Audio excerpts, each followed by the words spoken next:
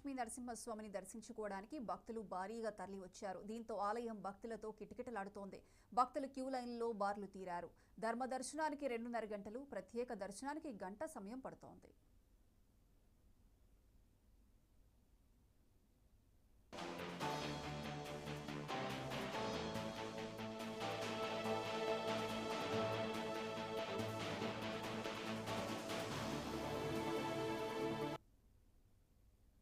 విజయవాడ దుర్గమ్మను దర్శించుకోవడానికి భక్తులు భారీగా తరలివచ్చారు. భక్తులతో ఇంద్రకీలాద్రి కిక్కిరిసిపోయింది. తెల్లవారుజాము నుంచే భక్తులు క్యూ లైన్లో బార్లు తీరారు.